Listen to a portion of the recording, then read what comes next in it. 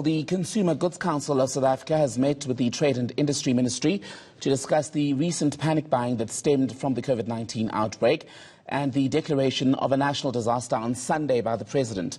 Shelves in some stores have been emptied as consumers stockpiled goods such as toilet paper and other necessities amid fears that the coronavirus could lead to a broader shutdown of facilities.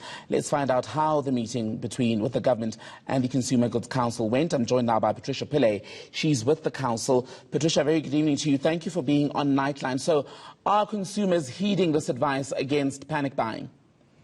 We have seen a slowdown of this panic buying, and we're hoping it's from the communication that we have had in media and the posters that have been in store and online with the big retailers. So it is encouraging that we feel consumers are heeding our caution to say consider other shoppers, and there is no reason for panic buying.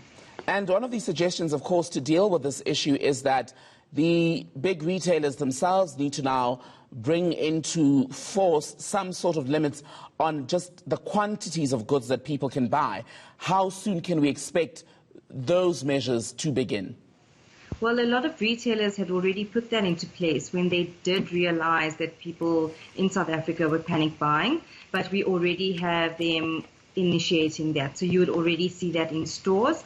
And we just ask consumers to just, take that in their stride. Please understand that we're doing this for the best interests of all consumers in South Africa. The consumer who wants to head out on Saturday and stock up on as many goods as possible will then ask who determines how much is too much and how is that worked out? So we're working it out on the items that are moving off shelf the quickest. We're working it out on the volumes of sales. So, of course, the retailers have an idea of what their usual sales are, what's stock on hand, etc. And this is how, so that's why each store would then work out the numbers as per store. And important to note, one of the things that I know you've said is that people should not panic buy because there is no sign at this stage that suppliers to the big grocery stores will run out or stop supplying goods. Yeah, absolutely. So besides the discussions with the retailers, Minister Patel has also been speaking to the large food brand owners, manufacturers. They are also members of Consumer Goods Council, and they assured us that they have stock. So there is stock on hand, and if you see empty shelves, all it is because people have been panic buying and cleared out that shelf, and we're not able to then get a truck out quick enough back into the store. So it's not because there's no stock, it's just because we haven't been able to get the stock into the store. And so just, be aware that there's no reason for fear. There is enough supply. And stores, of course, will also now have to manage the number of people who are on the premises inside the shops getting all the essentials, because there is the limit on the number of people who can gather in a public space. And once you have, let's say, over 100 people in a smaller retail space, that poses a risk. That's correct. And I think it is important to remember one of the ways that we can avoid this virus from spreading is by maintaining space and by ensuring that, we keep safe distance from each other. So it is important that we limit numbers. It doesn't matter if it's in a retail store, whether it's a restaurant, wherever you may be in public spaces, even in your homes or gatherings you may be having. So we have to consider the people that are in the store as well as staff that are in the store. So be aware when you're shopping. I think also that's why we're deterring people from this sort of scaremongering of going into stores to empty shelves, is because you're actually being inconsiderate for people who actually have nothing in their homes and allow them to also shop.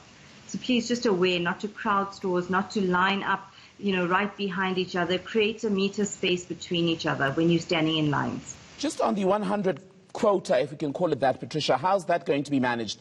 Will you guys be counting customers at the door and allowing them into shop in batches?